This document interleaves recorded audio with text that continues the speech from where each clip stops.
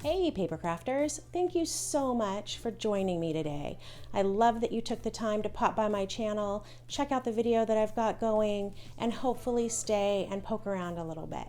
I'm really excited to be able to offer some videos now and then and share my love of paper crafting. So I hope you find something that you enjoy and come back to see me another time. Bye-bye.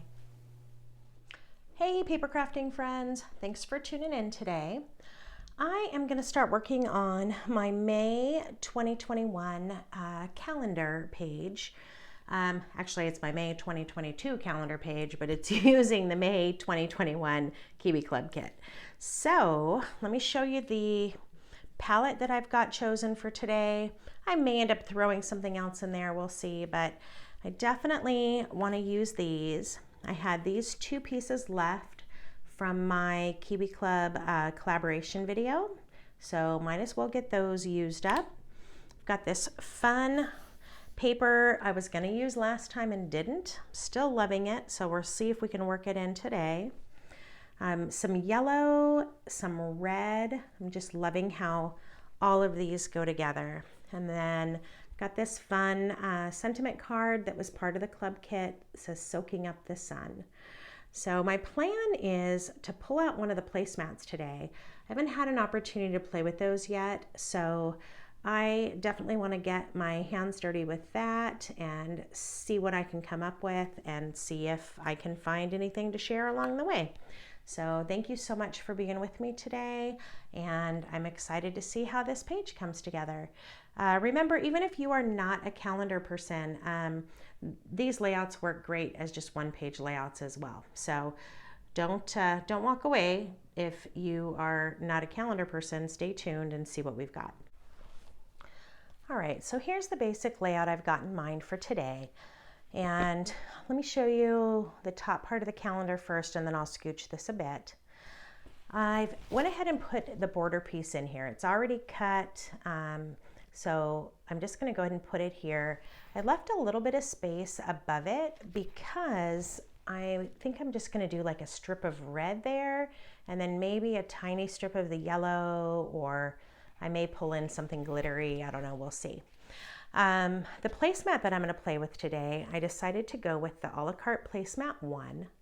I really love the couple of smaller photos on here.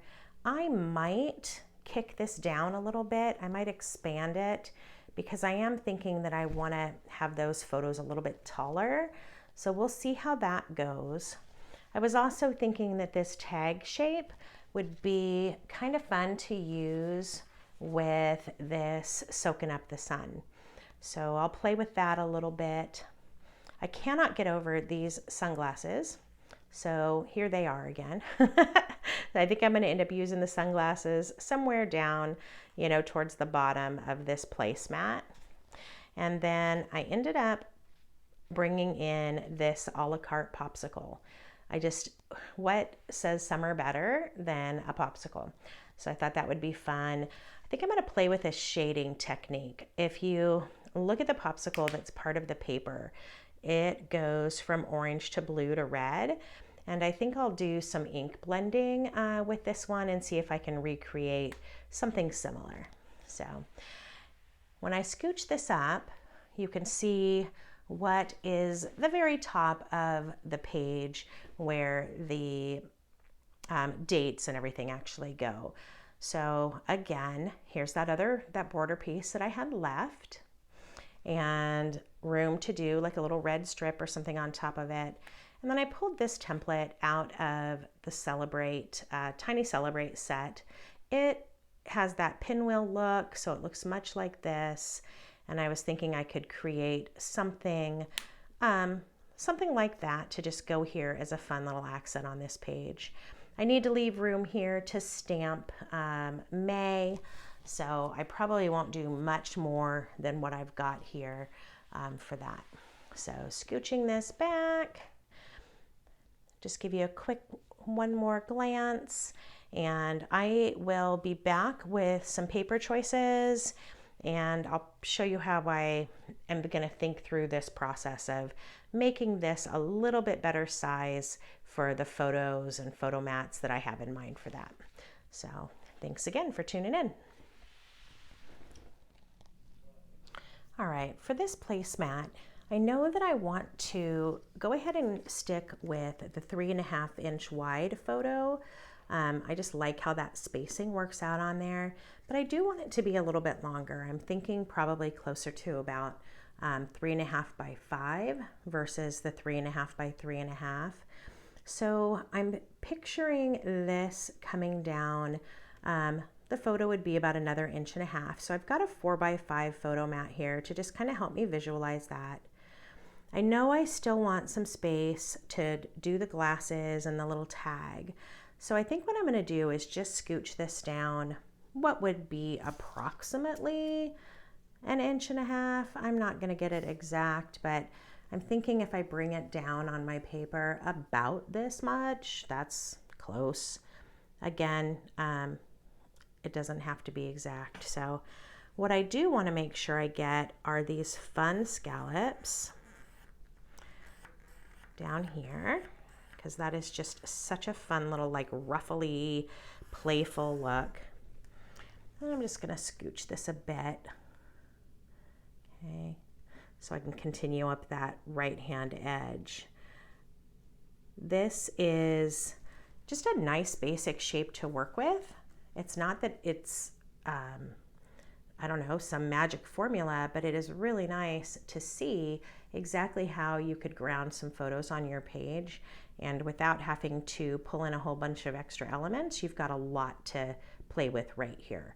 So I am going to go ahead and get this piece cut and then think about my photo mats and some of the other things that I'm going to do. But I think this page is going to come together really quickly. For this popsicle, I went ahead and pulled out a little piece of cardstock that I have. This is a cardstock from a company called Maker Forte, and it's really meant for this kind of ink blending that I'm going to be doing. So I'm hoping that that ends up working out well. So let me go ahead and get this thing traced. I think I have some popsicle sticks here at home too that I'm going to end up using for the actual sticks. So I am just tracing around those sticks basically because I want to cut some pieces of wood to use there because that'll be cute, right? So hopefully they're not all at school. For those of you who don't know, I am a first grade teacher, so sometimes I think I have things at home and they have made their way to my classroom. But one way or another, I will come up with a popsicle stick. So let me go ahead and just get this cut real quick, and then we'll get busy blending. See if I can recreate kind of the look of what is on this really darling popsicle on this paper. So let me scooch all of these so I'm not inking right on my table.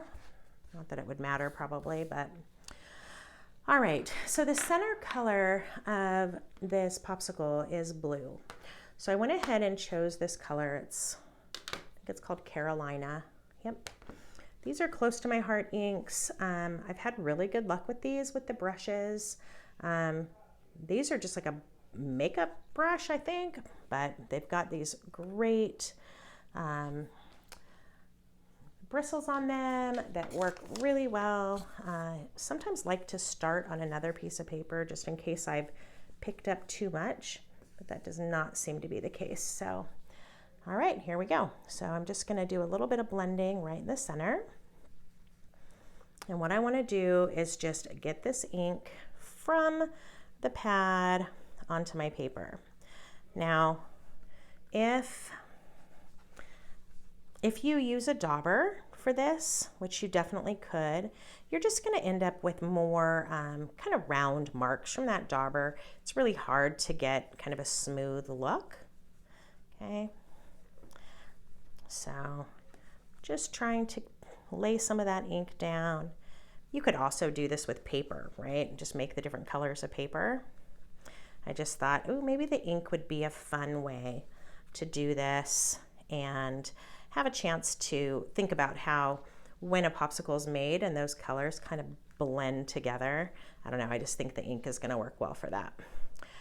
Okay, so there's the blue in the center. That feels like it's probably enough. I can always go back and add more if not. Okay. The paper that I am kind of fashioning this after, the color on the top is orange.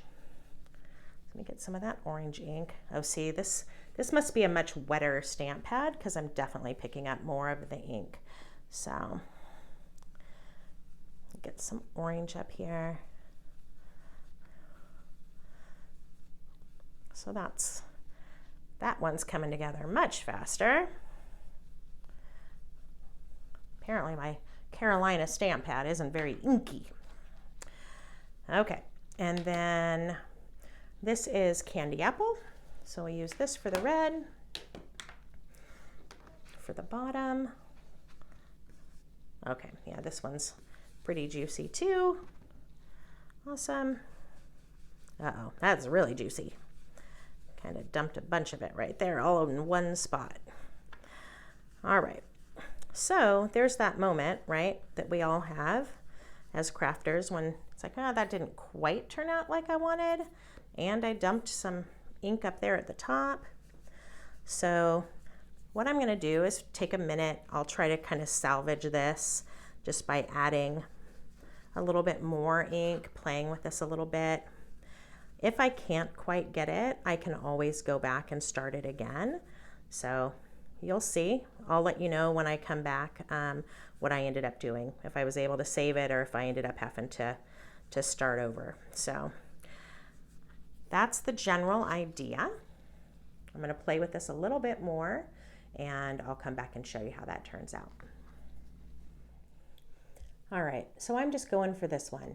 That little dab of red is still there. I'm not super worried about it.